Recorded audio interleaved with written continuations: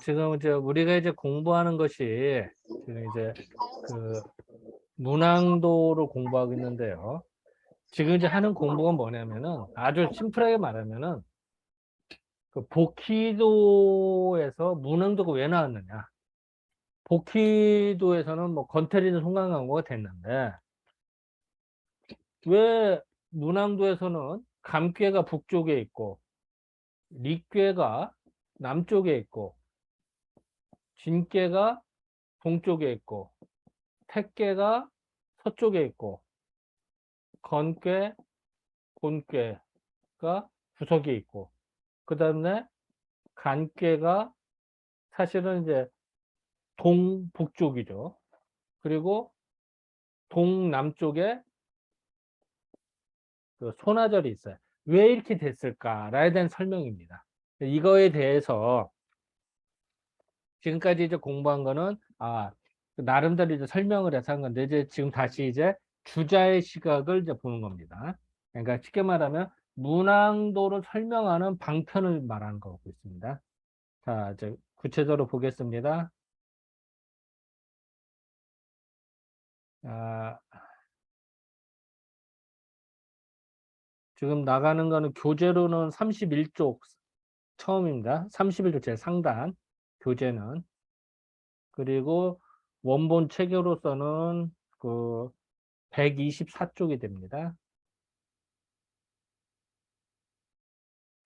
자, 봅시다.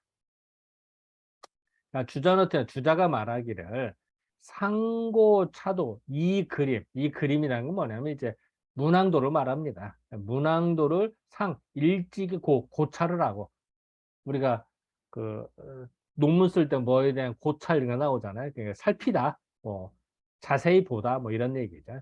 이 그림을 일찍이 보고 이 다시 설명을 했다. 다시 그래서 갱을 읽어야 됩니다. 예, 경과 갱이 있는데 여기서는 갱을 읽어야 됩니다. 그래서 갱위지설이다. 말하기를 진께가 동쪽, 택께가 서쪽. 자, 아까 뭐라 했죠? 진께가 동쪽, 택께가 서쪽이잖아요. 이제 그 진께가 동쪽, 택께가 서쪽에 있다고 하는 거는 왜 그랬느냐? 양주진, 양이 나아가는 거를 주장하기 때문에 양은 무조건 나가려고 그러는 거야. 하기 때문에 이장, 이장위선. 이 장이라고 하면은 장자, 뭐 뛰어나다, 으뜸, 대장 이런 거. 먼저 뛰어나고 앞에 나서고 대장을 우선하는 것이니, 즉 장남을 우선하죠. 양이라고 하는 거는 나가는 걸 주장하기 때문에 장남이 대장이야.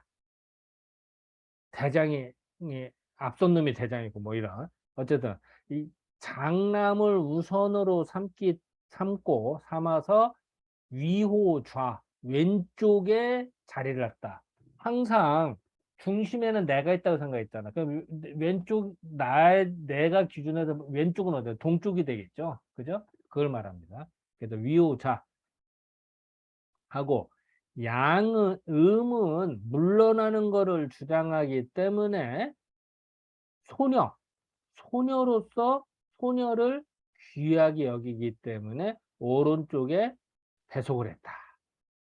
자, 이 얘기는 뭐냐면요. 자, 다시 잠깐 공유를 좀 끄고. 자, 진께, 진하려는 이건 장남이라 그래. 장남.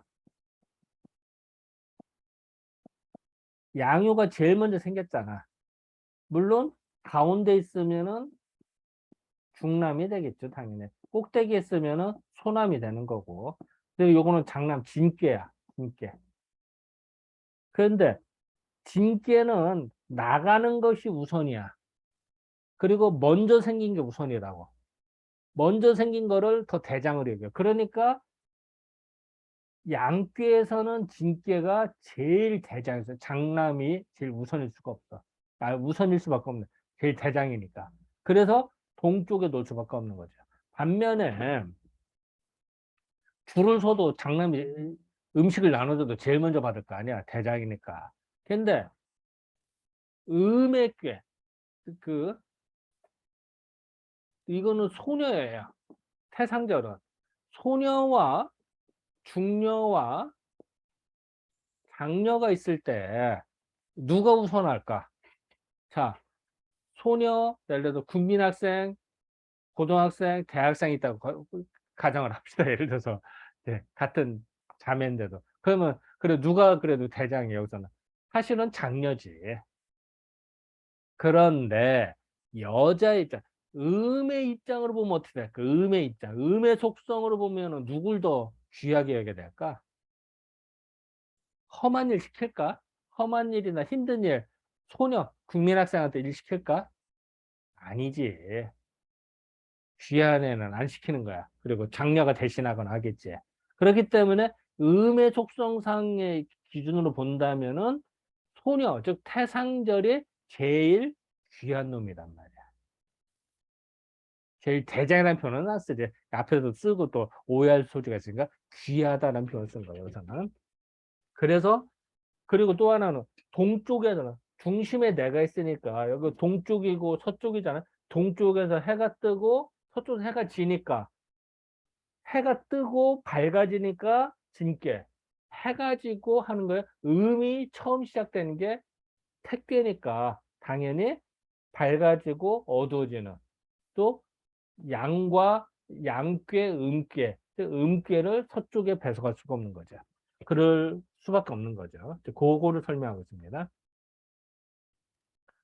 그래서 이제 지금까지 한 것이 이제 요까 설명을 했고요. 그 다음에 감괴가 북쪽에 있고 있는 거는 감괴가 북쪽에 있잖아요. 그거는 진지중 나아가는 것의 중간이 되는 것이고 리괴가 남쪽에 있다는 거는 물러나는 거의 중심이다. 중간이다. 가운데다. 이런 것이니 남자가 북쪽에 있고 여자가 남쪽에 있다고 하는 거는 호장기택이다. 우리 옛날에 그랬죠. 음양이 헷갈릴 때는 이해 안 될 것 같고 무조건 호장기택. 뒤섞여졌을 때 이 얘기를 하죠. 그래서 다시 요거를 잘 이해를 해야 되거든요. 여기서 자, 다시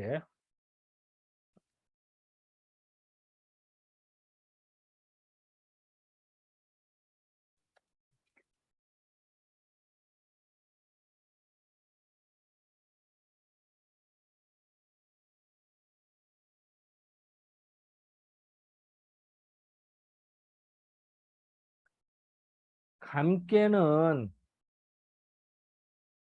사실은 의미 사실은 감께는 뭐야?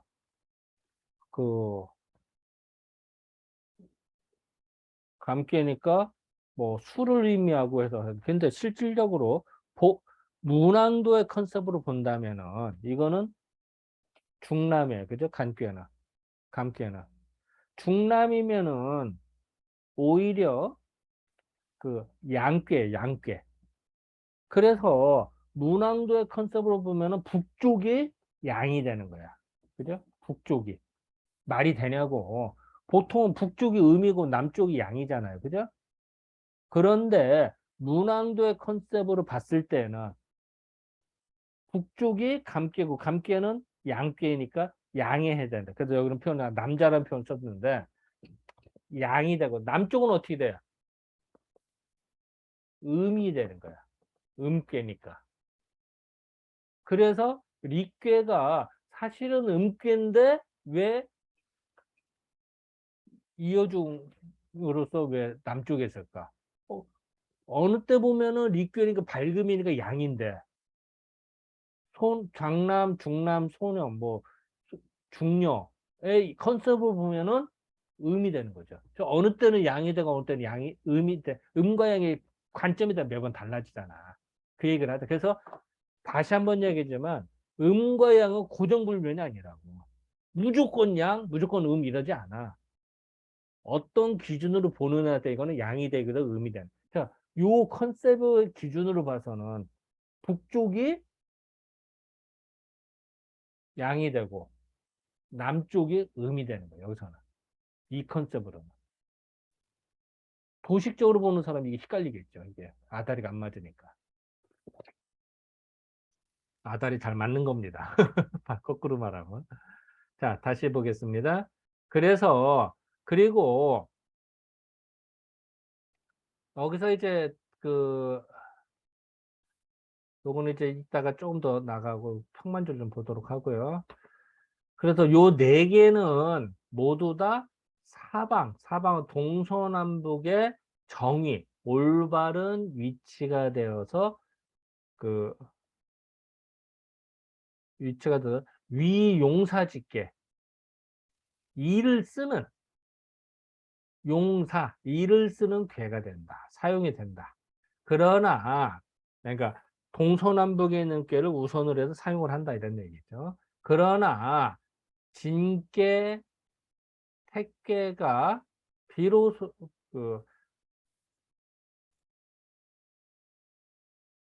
진께와 택계에서 시작이 되고 감께와 리께가 끝나며 즉 진께와 택계에서 시작이 되고 이거 시작이 돼서 끝나고 끝난다는 얘기야.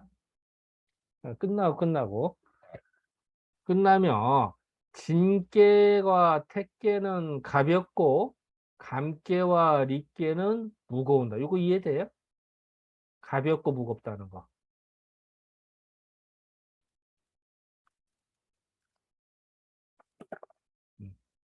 이따 또 잠깐 평만주를 한번 보도록, 이거 이따 평만주를 읽어야 되거든. 한번 다 하고 넘어갑시다. 일단 건께는 서쪽이고 서북 쪽이고 곤께가 서남 쪽에 있다. 이건 당연하죠. 건께는 서북 쪽이고 곤께는 서남 쪽이니까 이거는 부모가 이미 늙었어. 그래서 불용지제 쓰지 않는 것. 그러니까 뭐 사람 심리가 이건 무슨 뜻이냐면요. 자, 다시 원도가 있다고 봤을 때요. 중심에 내가 있어. 했을 때 왼쪽을 먼저. 그래서 우리는 본능적으로 이쪽을 양으로 보고 이걸 음으로 보는 거예요. 쓰고 안 썼다. 이렇게 보면 돼. 상하로 보면 돼. 위는 쓰고 아래는 안 쓰거든요. 그러면은 이 사사분면으로 나눴을 때 이 부분은 제일 안 쓰겠지. 그죠? 가로로 보나 세로로 보나 다 안 쓰는 자리. 제일 안 쓰는 자리고 아버지를 더 안 써. 나이 들으면은 퇴물이 되는 거고. 그나마 엄마는 다정다감해서 자녀들이 오순도순 이야기한다. 아버지는 그 자녀들이 와서 얘기를 안 하거든. 그리고 이제 은퇴했으면 더 쓸모가 없는 거지. 그러니까 완전 뒷방 신사가 되는 거예요.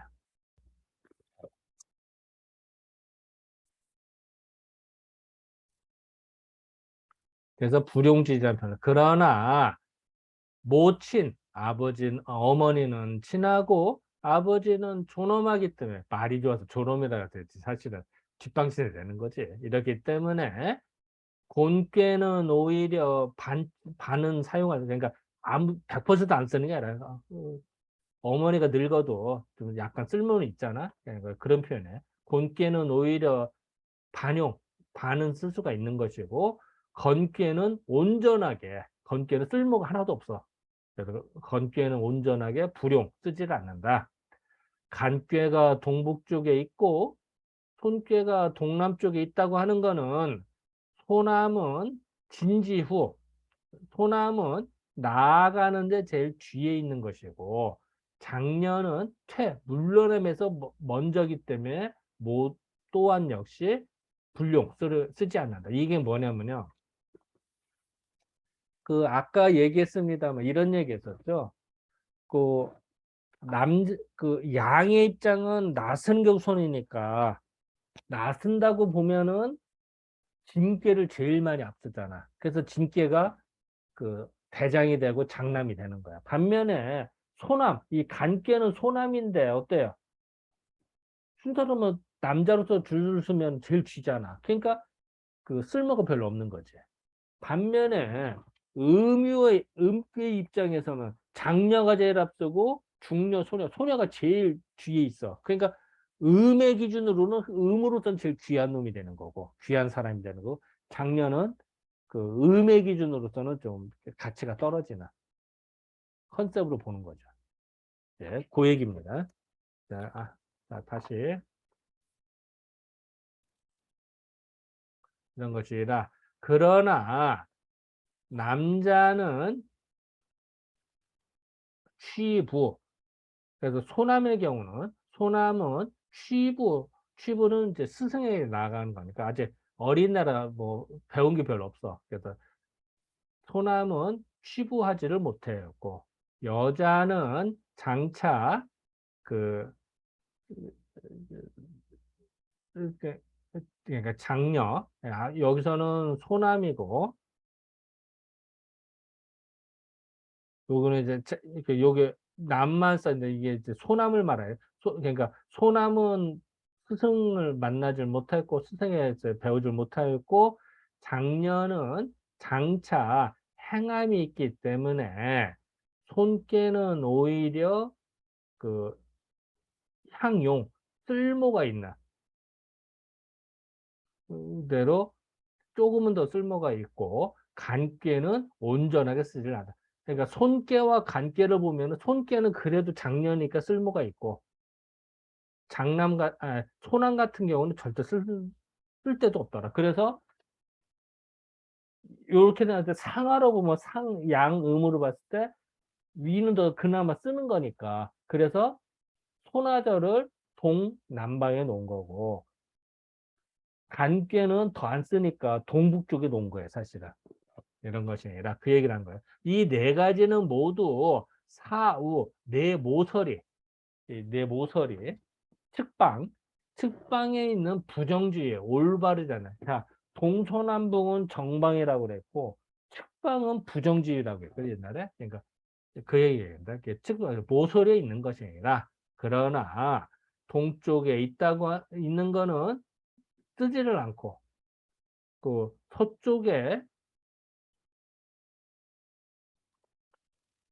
서쪽에 있는 거는 다시 쓰지, 왜 미용이지? 이상하다. 잠깐만.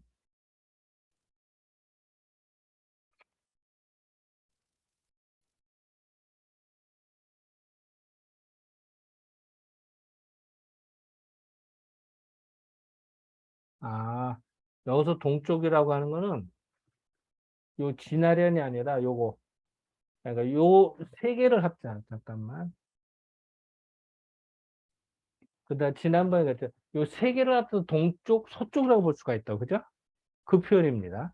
그러니까 요 사실은 동남쪽이고 동북쪽인데 요 세 개를 합쳐서 동쪽이라고 할 수가 있고 세 개를 합쳐서 서쪽이라고 할 수가. 그래서 요랬을 때 요거 정방 있는 거 빼고 측방 있는 것만 말했을 때 그럴 때 간께와 손께를 말하고 있는 겁니다. 이것이 그는 쓰지 않는다. 이제 그 얘기입니다.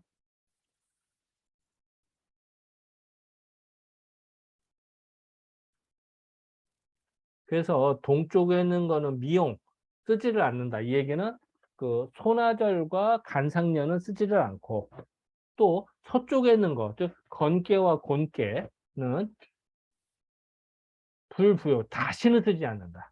엄마 아빠가 노쇠해서 이제 아이들은 힘든데 어떻게 다시 쓰겠어. 그러니까 이런 것이 아니라. 그렇기 때문에 아래 문장에서 역거 육자 6개의 괴를 육자를 역력히 설명을 해. 요건 뭐야?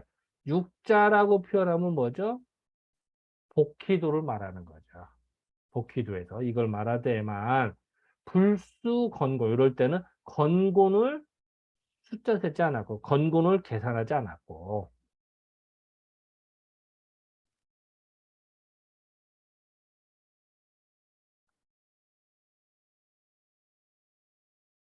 않고 직이 수화 불상서 뇌풍 어, 어, 산택 뇌풍상바, 통기 산택통기, 그러니까 뇌풍상바. 그 뇌풍상바과 산택 통기에서 서로 짝이 되는 거에 이르렀으니 이거는 이르렀으니 즉 그 또한 다시 복희도를 사용한 것을 말한 것이니라. 여기서는 이제 그 약간 평만조를 좀 읽고 넘어가야 되는데요.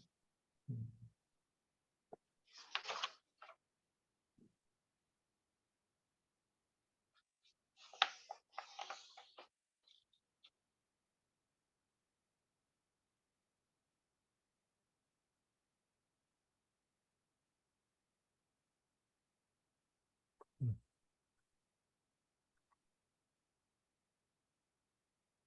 요거 봐. 어디냐면은 교재로는 32쪽 아래쪽입니다. 32쪽 아래쪽. 이 감기에는 요소도 어느 분이 한번 읽어봐 주실래?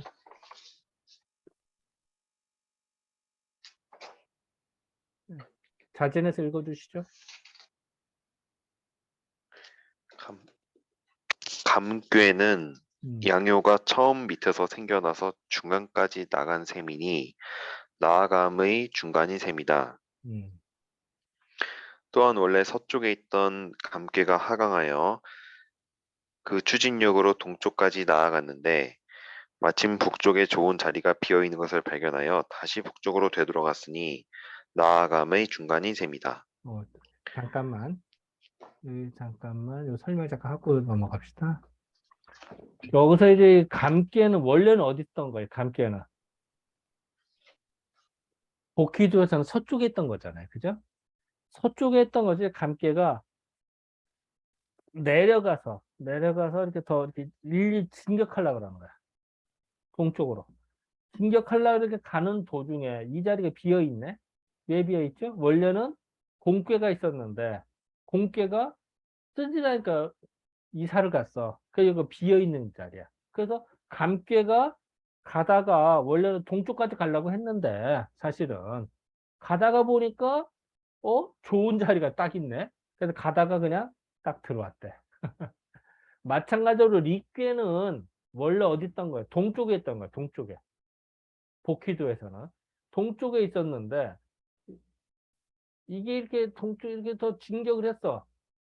이렇게 해서 서쪽으로 가려고 하는데, 마침 남쪽에 있던 원래 그 건괴가 그 아버지가 쓸모가 다해서 이제 이사를 가서 없어. 좋은 집인데 빈집이야. 그래서 리꾀 이렇게 가다가, 좋은 자리 있었네? 딱 다시 해서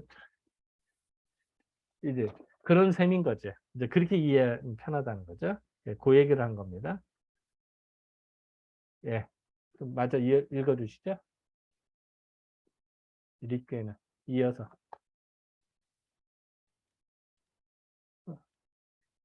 어? 리께는 음요가 처음 밑에 있다가 중간까지 나간 셈인데 음의 입장에서는 나아감은 사실상 물러남으로 보아야 하므로 물러남의 중간이라고 하였다. 또한 처음 동쪽에 있던 리께는 그 상승력으로 남쪽을 지나 서쪽까지 왔지만 도중에 남쪽에 좋은 자리가 비어 있음을 발견하고 다시 후퇴하여 남쪽으로 갔으니 물러남의 중간이라고 하였다. 결과적으로 문왕팔계도에서 남쪽에 있어야 할 중남이 여자들의 집인 북쪽에 있고 북쪽에 있어야 할 중녀가 남자들의 집인 남쪽에 있는 것은 서로 반대되는 곳에 뿌리를 두는 호장기택이라고 할 수 있다. 약간 이해되세요? 그래서 결국은 이제 그런 의미로 여기서는 이해를 했다라고 보는 겁니다. 그리고,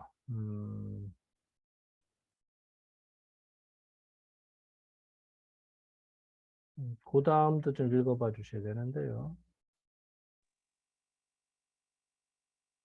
음,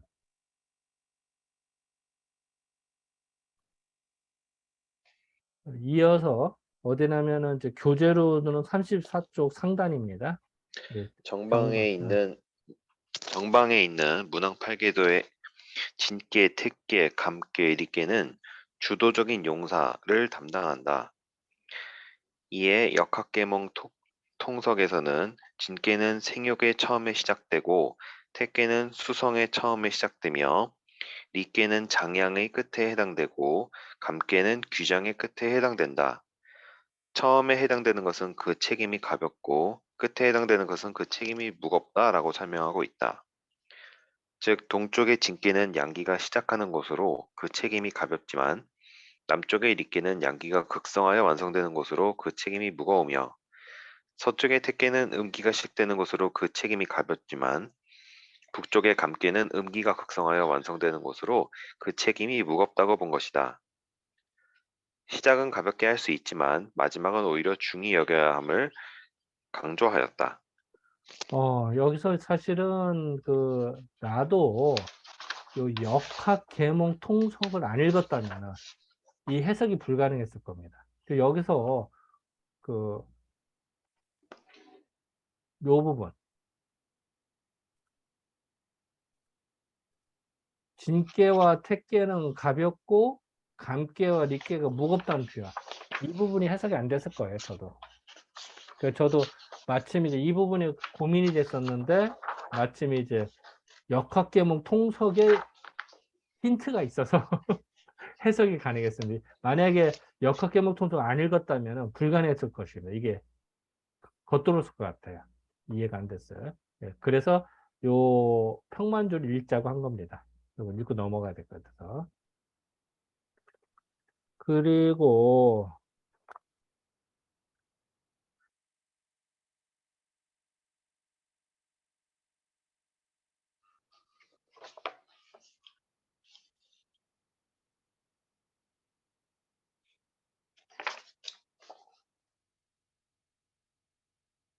음, 뭐 나머지는 뭐 여기는 뭐 그냥 아까 다 설명하면서 일부 다 들어간 거기 때문에 굳이 뭐 안 써도 될 것 같은데. 자, 일단은 이 부분을 한번 더 봅시다.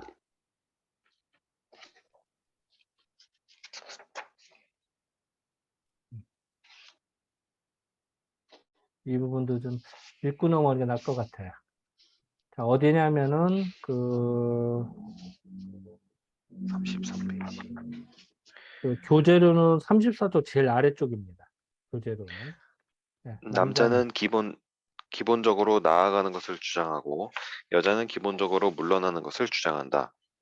소남은 남자 가운데 제일 늦게 태어나고 서열도 제일 낮으므로 남자답지 못하고 제일 뒤에서 소극적으로 대처한다.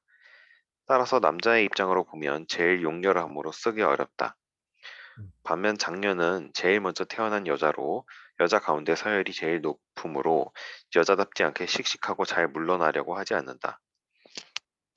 따라서 물러나는 것을 미덕으로 여기는 여자의 입장으로 보면 장녀는 쓰기 어렵다. 그러나 소남과 장녀를 서로 비교해 보면 나이가 어린 소남은 아직 스승에게 배우지도 못한 관계로 쓸래야 쓰기 어려운 입장이고 나이가 많은 장녀는 집안일을 할 수 있으므로 소남에 비하여 쓸모가 많다. 따라서 같은 좌측이라 하여도 쓸모가 있는 상측에 손께를 배치하고 하측에 간께를 배치하였다. 음. 아까 얘기한 내용입니다만 요 설명이 또 요 부분도 재밌을 것 같아서 이해가 좀 더 도와주는 문장이라 잠깐 읽어봤습니다. 자, 지금까지 한 것 중에 뭐 하실 말씀이나 뭐 특별히 뭐 첨가하실 말씀 지금 한 문장은 요겁니다. 아직 어, 공부 주자. 이 해석의 문제가 아니라 그냥 약간의 문제, 약간의 그냥 말씀드리고 싶은 게 마지막 문단에서 음, 나이가 많은 장녀는 집안일을 할 수 있다라는 거랑 어, 그다음에 같은 좌측이라 하여도 쓸모가 있는 상측에 배치하고 하측에 관계를 배치했다 해서 어, 혹시 집안일을 굳이 집안을 안 쓰고 그냥 일을 할 수 있다라고 해도 되지 않을지 그렇죠. 궁금하고요. 예, 예. 그다음에 그러겠네. 그다음에 잠깐만, 일단 잠깐 네네네. 고치면서 합시다. 네네. 작년은 일을 할 수 있나? 이렇게 이걸 고치자는 얘기죠? 네네. 일을 할 예, 수 예, 있다. 네. 예. 그래, 좋아요. 그리고 그다음에 또, 같은 좌측이라 하여도 어, 그 다음 줄입니다. 예.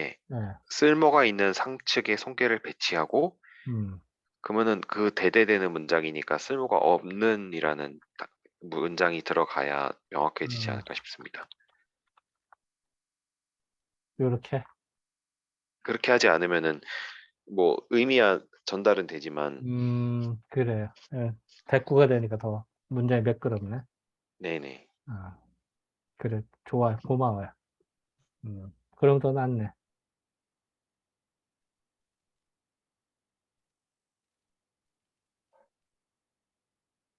쓸모가 있는, 쓸 수 있는,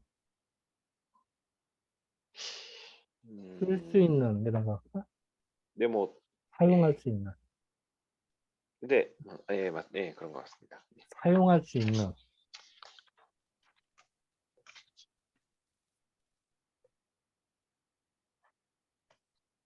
있는 상체라고. 사용할 수 없는,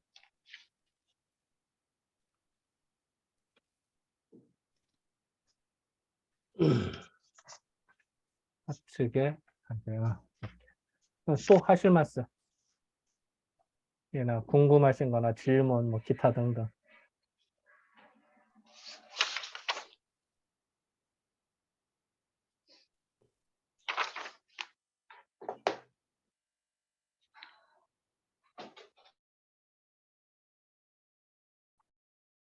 신도 나가시죠.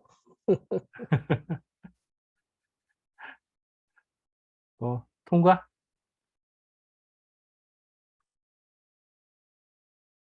통과.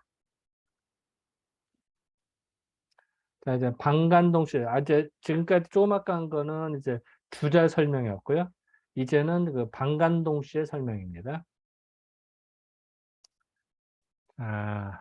방간동시는 어떻게 봤느냐? 천지, 하늘과 땅은 그 이중상역, 중요, 그러니까 상중하로 돼 있잖아요. 세 개의 효가. 이랬을 때 가운데 있는 것으로 가운데 있는 것으로서 상역, 서로 가운데가 상역하는 것으로서, 즉 중효가 상역하는 것으로서 감계와 lik계를 삼았고, 수와 불은, 수와 화는 상하, 위와 아래가 상역하는 것으로서 진계와 택계를 삼았고, 택계와 넷계는, 못과 우레는 상하가 상역하는 것으로서 손계와 간계를 삼았고, 풍산, 바람과 산은 상하가 서로 상역하는 것으로서 건곤으로 삼았다. 이해돼?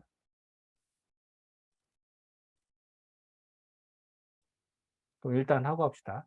육자는 이제 건곤을 빼고 말하는 겁니다. 육자는 일효변, 한 개의 효가, 변하지만, 오직 그 건계와 곤계가 그 두 개의 효를 변하는 것은, 어? 건곤이 오직 하는 거는 음과 양의 순수하기 때문인 것입니다. 그렇기 때문에 진계와 택계는 가로로 있는 것이고, 육계, 이거는 이제는 그 진계와 택계를 뺀 종으로 된 거를 말합니다. 자, 쉽게 말하면은 요거는 복희도에서 설명이고요. 요거는 문항도에서 설명입니다. 그래서 그 진계와 택계는 가로로 되고, 육계, 6개의 궤는 종이 되는 것이니, 즉 자연의 자연스러운 상이다.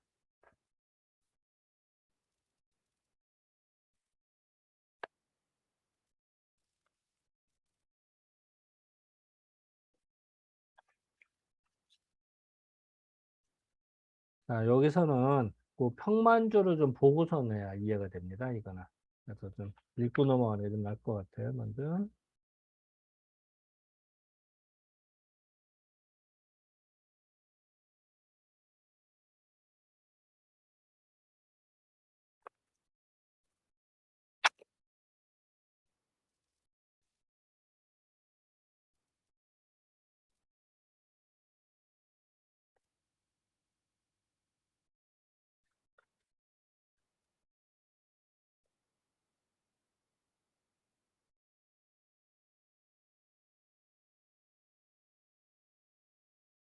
자, 요거는 한 번에 다시 읽어봐 주세요.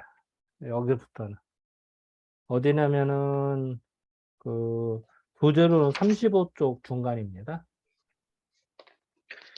여기에서는 선천도에서 후천도가 나오는 이치를 방간동시가 설명한 것인데 원 132쪽의 쌍호시 주전과 유사하므로 서로 연관하여 이해하는 것이 좋다. 아래의 그림을 보면 안쪽에 복귀도를 그리고 바깥쪽에 문항도가 있는데 복귀도에서 문항도로 변하는 과정을 입체적으로 볼 수 있다.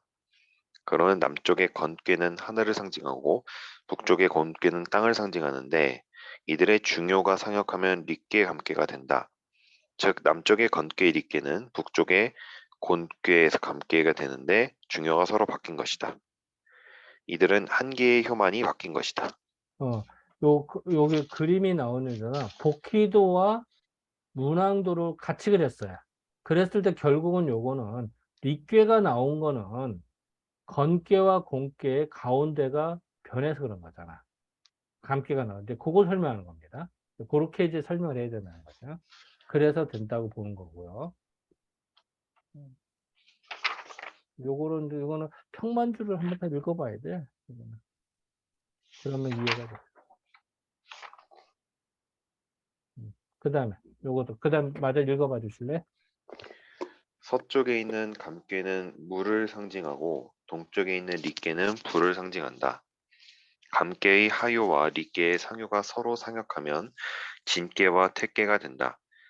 즉 서쪽의 감괴가 택괴가 되고 동쪽의 릿괴가 진괴가 된다. 이들은 한 개의 효만 바뀐 것이다. 그러니까 결국은 요 이제 아까도 했었는데 복희도와 가운데 아래 복희도를 바깥에 문항도를 그렸거든요. 그렇게 해서 변해지는 거를 설명하는 거예요. 그렇게 해서 이제 설명한 것 뿐입니다. 그것도 마찬가지고요. 그 다음에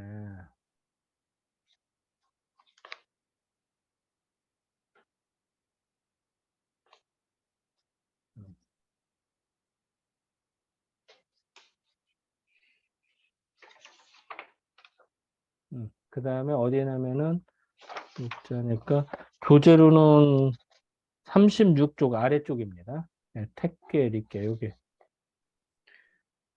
네, 한번 읽어봐 주시죠.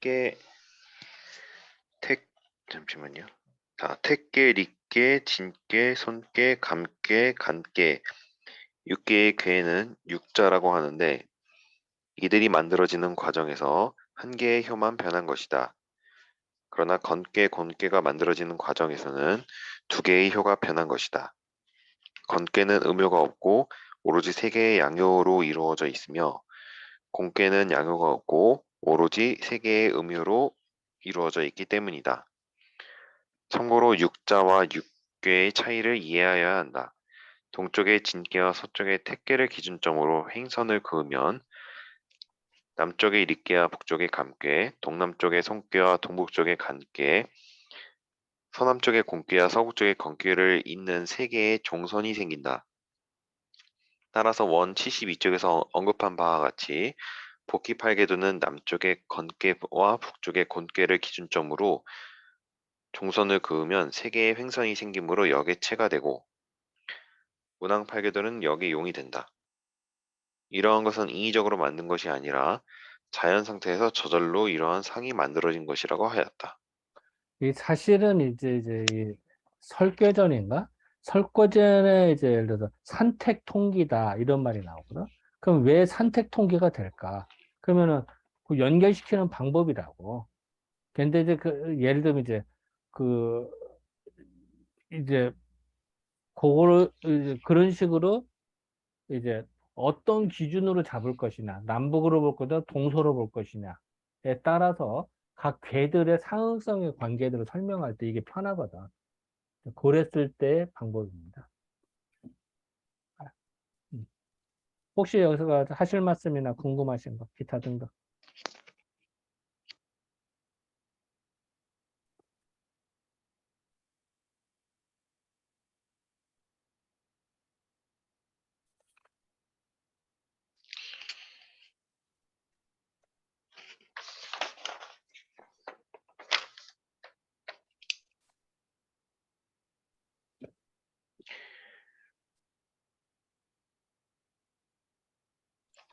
그 여기서 보면은 음, 이 방한동 씨가 말했을 때 이제 천지는 이중상역이라고 했고 수화는 이제 이상하상역이라고 했고 그 다음에 택뇌는 상하상역이고 풍사는 이상하교상역이라고 했거든요. 여기서 요거. 예, 예, 상하교상역.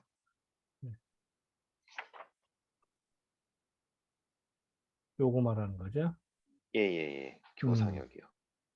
근데 내용을 보면 음, 여기 그 평만주에 써 있기로는 음, 그러니까 사실 내용이 원래 근데 원래 내용이 맞습니다. 그거지만 그 수화 같은 경우에는 감계의 하요와 리계의 상요가 서로 상역한다 이렇게 써 있거든요. 음, 그리고 풍산 같은 경우에도 보면 손계의 하요와 간계의 상요가 서로 상역하면 이렇게 써 있습니다. 음, 근데 택례에 보면은 택계에서 상요 하요가 서로 바뀌고 진계에서 상요 하요가 서로 상역한다 해서 원장님께서도 이거는 반꾀라고 하기도 한다라고 써놓으셨거든요. 음. 그러면 사실 이거는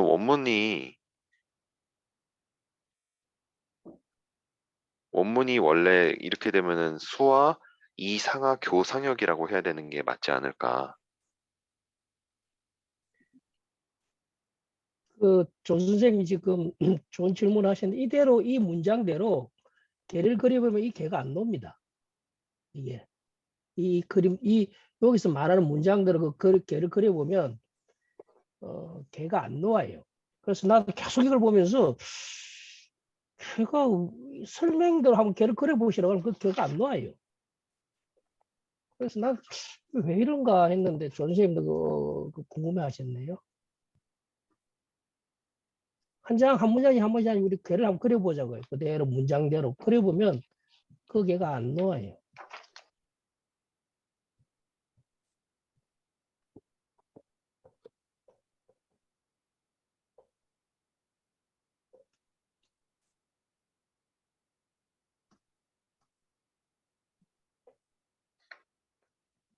그 원장님 하나하나 한 문장이 참 반동감씩 걸 하나씩 방간동시구나. 하나씩 문장대로 그래서 그려보면 이게 뭐 의미가 전달이 정확히 되니까 저는 그려보니까 안 그리시더라고. 이래서 이게 내가 지금 회의를 잘못한 건지 하고 있었는데 조 선생님도 똑같은 업무를 같은 업무인지 아닌지 모르겠는데 하여간 저는 요 문장들에가 걔가 안 그리지더라고요.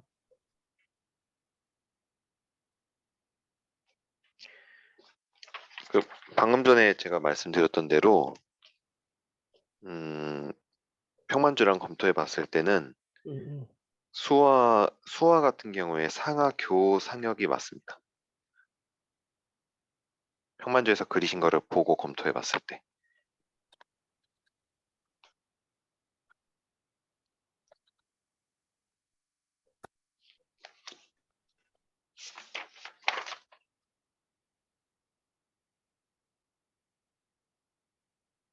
요거 문장 한 그려보죠. 그려보면 뭐 의미가 정확히 알아지니까.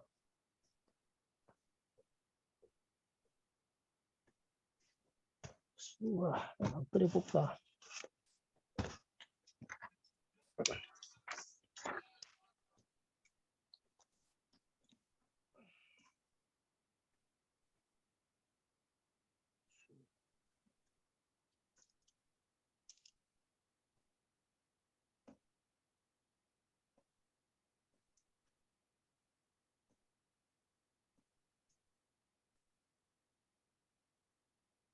요게 아마 우와, 이 상하.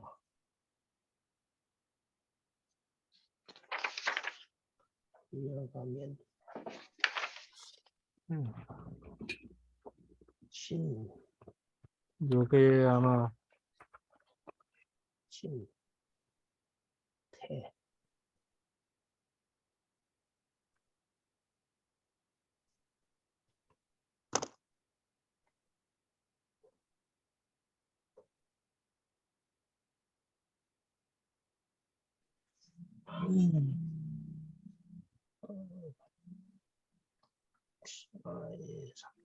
요거는 좀 살펴봐야 돼요. 지금 여기 찾아보면 요거 반영을 이게 요게 아마 틀렸다고 나오거든. 요 상향해라 반자로 고쳐야 된다고 되는데 지금 아다리가 안 맞아. 아니 그러니까 그렇게 하지 마시고 문장대로 하나씩 하나씩 결을 한번 그려보자. 칠판에 그려보시면 그 해석이 되면서 뭐 글자가 오류가 있으면 수정하면 되니까.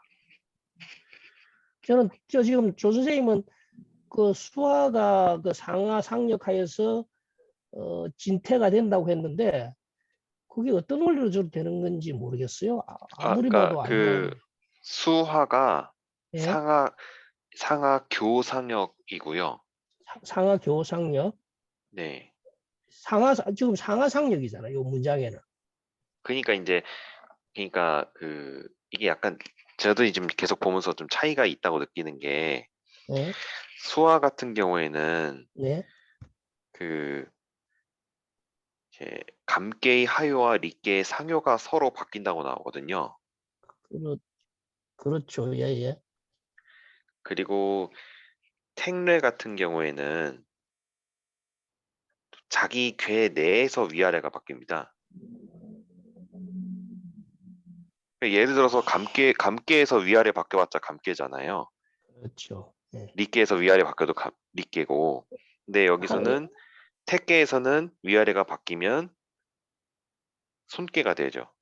그러니까 택계하고 강계는 위아래가 어떻게 보면은 이게 착종된 거거든. 착종시킨 뒤집으면 180도 예, 뒤집는 개입니다. 이게 이제 종계인데 종을 그런 단어로 했는 것 같아요. 그런데 나는 지금도 좀 수화가 상하 교육해가지고 진태가 되는 거는 아무리 나는 지금 이해를 하려고 해도 지금 내가 머리가 둔해서 그런지 저는 지금 이거는 그냥 밀어놨다 다음에 한번 각자 지금 팽반주하고 요 문장하고를 잘 이해를 한번 해가지고 다음에 이야기를 하죠. 이것이 괜히 시간 낭비만 지금 할 것 같아. 이게 저는 이게 계속 조금 복잡한 이유가 뭐냐면 네, 수화는 네, 그 두 궤끼리 서로 그러니까 그러니까 두 궤끼리 서로 효를 주고받고요. 택례는 각 한 궤 안에서 위아래 효가 바뀌고요. 그 다음에 또 풍산이 건곤이 되려 그러면 효가 하나가 아니라 두 개씩 주고받아야 자기 방위에 맞는 그 건과 예, 궤가 건이 예, 되기 예. 때문에 이게 더 복잡해서 그래서 두 개를 해서 교를 넣은 건지 아니면 뭐 때문인지 지금 그게 근데 이제 그렇게 따지면은 그 이상하 상역이라고 했을 때 수화랑 택례가 똑같은 것도 이해가 안 되고 그래서 예, 뭐 저는 이제 궤끼리 주고받으면 교를 넣어야 되는 게 아니냐라고 이제 의견을 제시했던 겁니다. 그 네네. 교가 아마 그런 개념이 두 개를 합치는 거죠. 일대에 서로 교차시켜 버려 가지고 그 만드는 게 그런 개념이고 상역은 이것도 맞바꾸면 또 사실 그것도 말이 또 이상해지네. 이건 지금은 바로 해소를 못 할 것 같아요. 나도 네네. 계속 좀 미리 공부를 하면서 보면서도 오늘 사실 질문을 하고 싶고 내가 이걸 뭘 잘못 알고 있는 거지. 계속 저는 이게 머리에서 안 돌아가 머리에서 해결이 안 돼가지고 계속 이걸 보고 있었는데 한번 나중에 한번 해보죠. 일단 예, 차곡차곡 하면 이 뭔가 부분은 원리가 다시 있겠죠. 살펴보고 얘기해야 될 것 같아. 예, 일단은 네네네. 그 예, 원문부터 다음에 다시 한번 점검을 해봐야 되고, 예, 뭐 일단 내가 이거 정리하면서 일부를 반영을 안 한 것도 있어 보니까 좀 책을 보니까 아, 내가 책에는 내가 다 기록을 해놨는데 내가 정리하면서 그거를 누락을 시켰어. 그런 바람에 그걸 다 점검을 다시 해봐야 돼, 이 부분은. 책에는 막 보니까 그 흔적들이 막 나와 있거든 다. 음, 어쨌든 이 부분은 보고선 다음에 다시 얘기하는 게 더 효율적일 것 같아요. 그래. 그리고 아이고야 시간이 이렇게 됐구나. 일단 이 부분은 그리고 다른 분들도 다시 한번 생각 좀 해보시고 그리고 오늘 수업은 이 정도로 하고요. 오늘에 보니까 31일이야. 아, 요거를.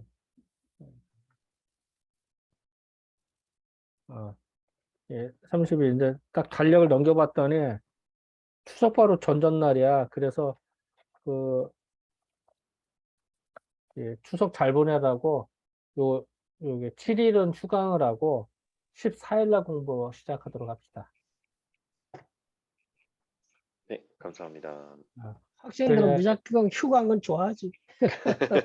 이때도 공부하면 욕은 먹을 것 같아. 휴가한 건 좋아하지. 잠깐만 여기 뭐 메시지가 있네.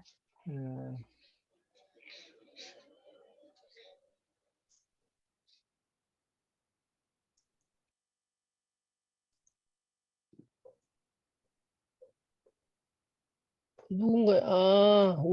누구지? 우정 선생이 건데 채팅이야. 와이파이가 오늘하지 않았다네요.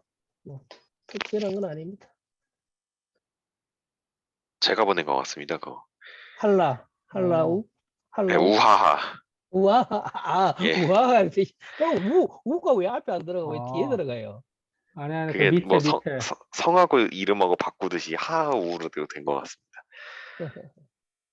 예, 제가 이제 지금 집에 그 비가 많이 오고 나서 갑자기 아파트 와이파이가 이상해가지고 지금 접속이 잘 안 되거든요. 요새.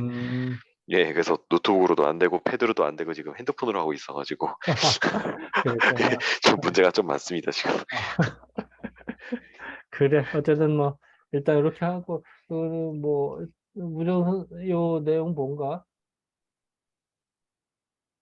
내용이 없는데요, 채팅? 어? 호스트한테만 가는 뭐 채팅 있나? 아 나한테만 보냈나? 예, 그럴 수도 있어요. 왜냐하면 전체 보내는 게 모두 보기가 있고, 누구한테만 아, 지정해가 보내기로 했는데, 우리 김 원장님한테 따로 보낸 것 같네요, 개인적으로. 잠깐 나 그럼 뭐, 사랑하고 존경한다는 이야기가 들어가 있는 거 보시죠. 어? 사랑하고 존경합니다라는 이야기가 들어가 있는 거 보시죠.